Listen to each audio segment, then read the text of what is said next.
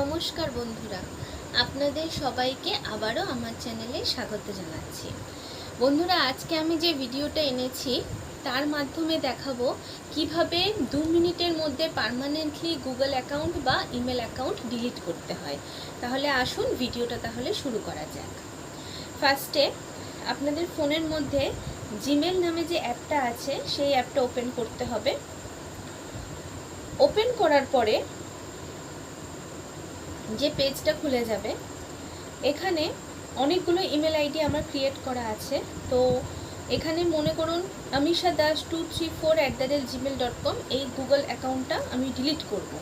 তো এখানে দেখুন নিচে ম্যানেজ ইওর গুগল অ্যাকাউন্ট যে অপশানটা আছে সেখানে ক্লিক করতে হবে। ক্লিক করার পরে দেখুন যে পেজটা খুলে গেল, এখানে home, personal info, data and privacy, security পরপর অপশান আছে। এখানে ডেটা অ্যান্ড প্রাইভেসি যে অপশানটা আছে সেখানে ক্লিক করতে হবে।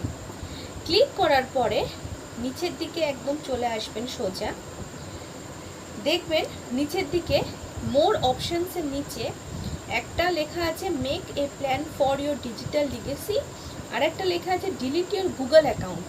এই ডিলিট ইউর গুগল অ্যাকাউন্টে ক্লিক করতে হবে। ক্লিক করার পর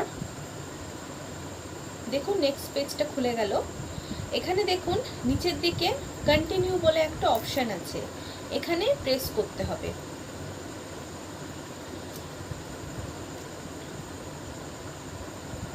এরপরে একটু লোডিং হতে টাইম লাগছে।